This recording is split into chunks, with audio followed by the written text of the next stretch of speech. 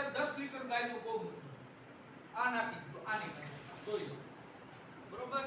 હવે એમાં નાખવું છે આપણે ગાયનું આ ચા, આ ગાયનું સાણ આમાં નાખી દો. આને તમે છે ને તગારું હોય ને એનું બધું આમ પાણી નાખીને મિક્સ કરી રબડી જેવું બનાવો તોય હાલશે, એવું તો સારું એમ કે જલ્દી બને. હવે એની અંદર આપણે નાખવાનો છે આ 1 કિલો શેણાનો લોટ, આ નાખી દીધો શેણાનો લોટ બરોબર.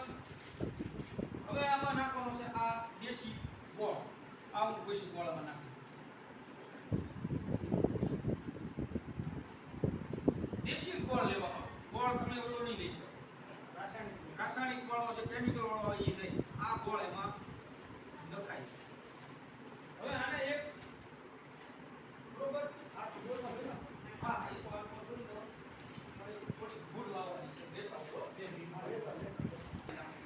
આવે રીતે આપણે પેલા કાકા મૂકો આમ આમ કે આમ એમ નહીં, આવી રીતે આમ જીવામૃત બનાવવાથી આની અંદર ઉડતા થાય. દીવા ઘડિયાળે જમીન પર મૂકો અને કાંટો જેમ ફરે એમ જો એની વિરુદ્ધ દિશામાં ફેરવો તો જીવાણુ અડધા થઈ જાય અને હવળી દિશામાં ફેરવો તો જીવાણુ ડબલ થાય. આ જીવામૃત બરાબર છે. હવે આને આ કોથળો રાખવાનો છે. કોથળામાં શું કામ એ એની અંદર હવા ઉજાસ પ્રાણ મળે એટલે પ્રાણ આ જીવામૃત છે. આટલું તમારે કરવાનું છે.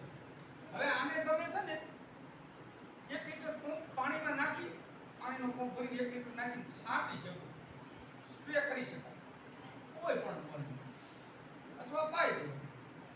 અઠવાડિયે એક વખત પાછું તો હાલશે, 15 દિવસે એક વખત તમે તમારા મોલકને આપશો તો હાલશે, મહિને એક વખત આપશો તો હાલશે. ઉત્તમમાં ઉત્તમ આ પેલું બીજા નંબર હોય તો જીવા જમીનને સમૃદ્ધ જોઈ લીધું, સમજાઈ ગયું તમને? સરસ, સારું. જમીનને ઝડપી સમૃદ્ધ બનાવી